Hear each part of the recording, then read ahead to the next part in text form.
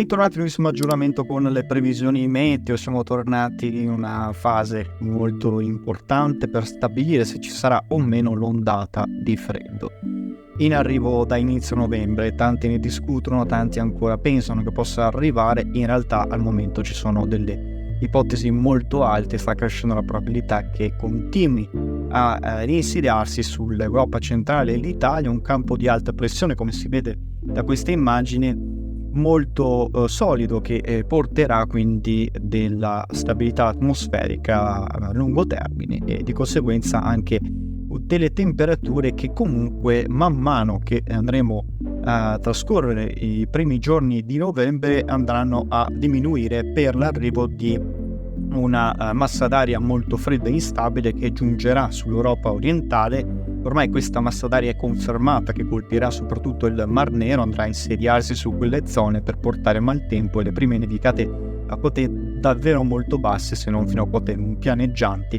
Questo a causa di che cosa? Questo a causa del jet stream, questa corrente a getto che riuscirà a bloccare le perturbazioni atlantiche, quindi non riuscirà ad avanzare verso l'Europa centro-occidentale, ma queste perturbazioni atlantiche, formandosi sul nord Atlantico, verranno spinte dalla corrente verso il vortice polare per poi ritornare sull'Europa orientale. Faranno questo ciclo. In questo caso si formerà un anticiclone, un classico blocco ad omega, che garantirà quindi la stabilità sull'Europa e di conseguenza anche sull'Italia. Risentiremo però dei reflui freddi da est nel corso dei primi giorni di novembre. A partire dal 3 di novembre avremo appunto gli effetti di un primo calo termico e quindi ritorno a condizioni climatiche più o meno in media col periodo, soprattutto sul versante adriatico. Questa è la grafica che indica un anticiclone di blocco su gran parte dell'Europa e i reflui freddi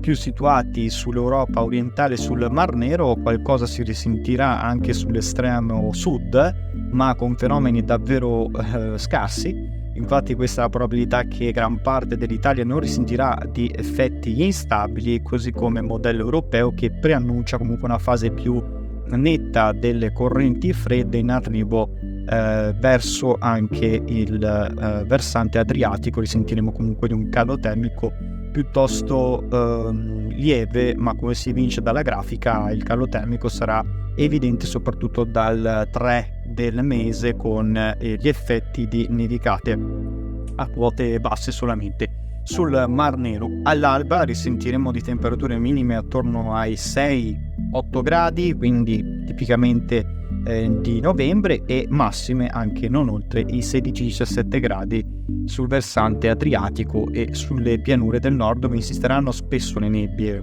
per l'anticiclone protagonista. Infatti nel corso di questi giorni l'anticiclone, essendo protagonista sulla nostra penisola, consentirà di avere una certa stabilità del tempo. Ultimi nubi residue per il ciclone, che ha portato una fase di maltempo nella giornata di domenica sull'estremo nord-ovest e anche sulla Sardegna. Avremo l'allontanamento del ciclone verso il Marocco per portare quindi una fase più stabile, con temperature anch'esse in rinforzo. Come si nota dalla grafica, la giornata di lunedì sarà generalmente bella dappertutto, a parte qualche ultimo residuo piovasco possibile sulla Sardegna meridionale e soprattutto sulle zone montane. Altrove invece assisteremo a delle nubi basse, soprattutto sul versante adriatico e al nord-est, in modo particolare durante le prime ore dell'alba in nuova formazione serale. Così come sarà anche nella giornata di martedì temperature anche oltre i 20 gradi durante il giorno, con le nebbie spesso protagoniste al mattino. Giornate di bel tempo, con l'insidia comunque delle nebbie, sempre spesso coinvolto il versante adriatico e tutta quanta la Val Padana, con nebbie anche persistenti localmente, specie al nord-ovest nella giornata di martedì. Poi mercoledì, anche qui l'anticiclone sarà più evidente e risentiremo già dei primi effetti di un aumento della pressione significativo, e di conseguenza assisteremo a un nuovo terzo termico soprattutto al centro-sud, valori anche fino a 25 gradi sulla Sicilia, con tempo comunque in prevalenza stabile ovunque, ma con nebbie sempre più protagoniste sulla Val Padana, anche se saranno più significative nella giornata di giovedì, non solo al nord, ricordiamo, ma anche sulle pianure interne del centro. Avremo una formazione di nebbie, sempre anche qui sul versante adriatico, sempre in formazione. Da metà settimana in poi le nebbie saranno molto più significative, dense,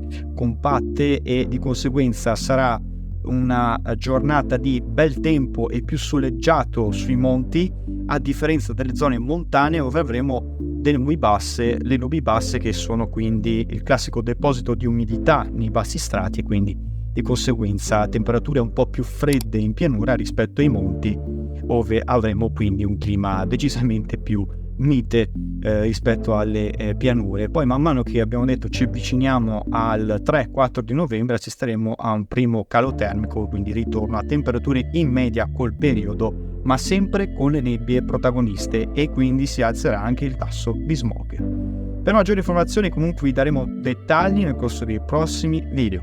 Seguiteci sempre.